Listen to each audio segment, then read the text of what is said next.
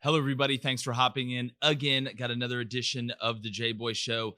Really excited to get to a guy we've all heard of, seen, commentate.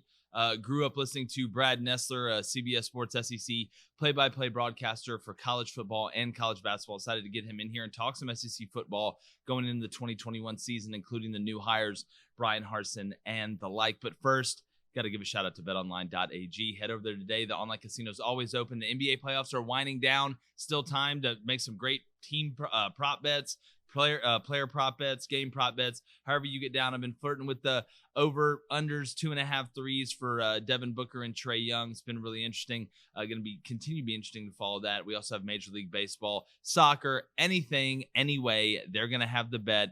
You need to make sure you head over there now because they've got a 50% sign-up bonus. The sign-up bonuses are always awesome, but at betonline.ag, they just go the extra mile. So head over there today, sign up, get that sign-up bonus, and start playing, start taking chances on your favorite game if that's something that you want to do and that you're able to do. So head over to betonline.ag today. My monologue today is kind of twofold, two things, both dealing in the special teams realm.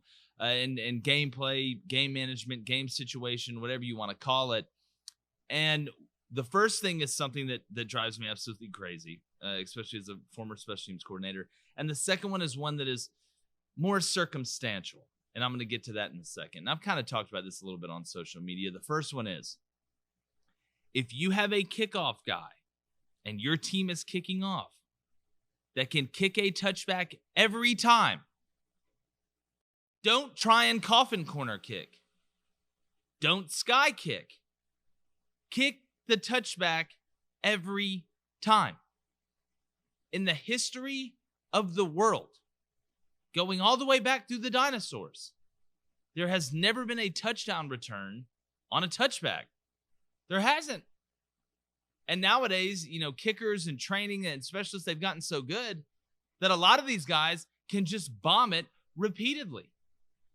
But yet still sometimes, and it's not everywhere, but still sometimes, and if your team does this, they'll try and coffin corner kick to, instead of giving the offense the ball at the 25, they want to give it to him at the 20. And look, I understand the numbers and how it goes down the further backed up you get, but is it really worth that risk? Is it really worth them starting on the 17 as opposed to the 25? Especially with the talented returners in today's game. And when you have a guy that is kicking off touchbacks at a high clip, that kickoff coverage team doesn't get a ton of reps, not just fitting in live speed with the return, but tackling against a returner. Therefore, you are more susceptible to give up a big return. It's called getting too cute. It doesn't make sense, and it needs to stop. And for the one time that you do get them backed up inside where it normally would be in a touchback, congrats.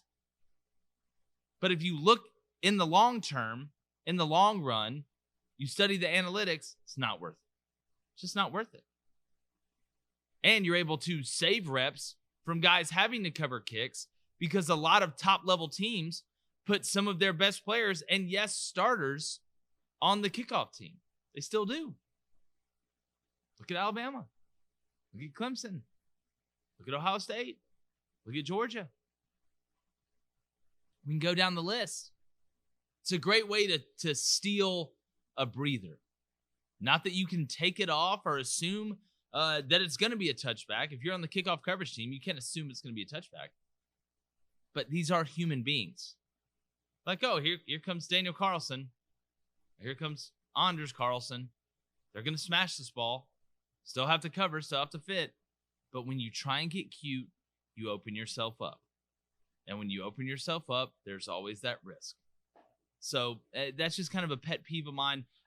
If I got a guy that could bang it out of the end zone every time, we're going to let him bang it. That's what we're going to do because it's just smart and it's the way that it works. The second thing, and this is all circumstantial, this comes down another form of roster management, game time decision, gameplay decision. The roster dictates who you can put back there at returner. Now you're on the returning side. Tweeted out earlier and got a lot of traction, got some interesting opinion that Tank Bigsby should not return kicks for Auburn. He shouldn't. He shouldn't. Not saying Tank Bigsby couldn't be one of the best, if not the best kick returner in the country. We saw him run one back against Ole Miss and had a phantom holding call. But when you watch that guy and you understand the worth of that guy to the team with an offensive line that you have a good idea is going to struggle, that doesn't have the best personnel, with a wide receiver group that has talented personnel but has no experience, they're still looking in the portal to get a guy. I think they got a chance to get one here soon.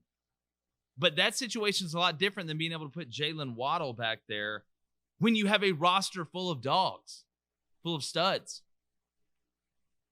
Auburn's roster and Alabama's roster is totally different. And opening up Tank Bigsby to not only take those hits, but then let's say he does get a 30, 35-yard return. That's great, but he's got to go sit 2 plays. Now your best offensive player has to sit out the first couple plays on your offensive drive. Now you're in 3rd and 7. So it's not worth it. If he gets hurt, it's not worth it. You never plan on anybody getting hurt. You don't play to not get injured. But when Jalen Waddle got hurt, it wasn't the most devastating thing for Alabama of all time. They still had one of the most prolific offenses in the history of college football. But if Tank Bigsby goes down, who's Auburn going to put out there? They can't go to the well, right? Brian Harsin hadn't been able to build and hadn't had the time to build what Nick Saban's built on that roster. It's just not worth the risk. And there's other guys on the team that can return kicks. And like I mentioned earlier, nowadays, a lot of balls are touchbacks. Guys are being told, hey, you got to take one step in the end zone, just fair catch it. Or hold your arms out, referee's going to blow it dead. So while you always want your best players to touch the ball, it's just not worth the risk. And I had somebody say, oh, well, is a touchdown on a kickoff return not worth as much as a rushing touchdown or a passing touchdown? It is. But let me give you a hint. You've got an opportunity to score a lot more rushing and passing touchdowns than you do kick return touchdowns. 1.17% of kickoff returns go for a touchdown. You would much rather give Tank Bigsby 15 to 20 carries a game and let him take those hits and those opportunities than to hope that he can just start running kicks back. Because typically, if you're having to return kicks, you're giving up points. Therefore, you need to score points. Therefore, you need your best offensive player on the field during the offensive formation, possession, play action, whatever, being able to catch the ball in the backfield. He is a threat. But you cannot overuse him, and it is just not wise to put him in that situation. So when you are making decisions on returners, it's not one blanket rule. The roster dictates what the roster dictates, and it's always circumstantial. And good special teams coordinators, good coaches, they'll tell you that, and it makes sense. All right, excited to get to Brad Nessler. Help you guys win the water cooler. Stick with us.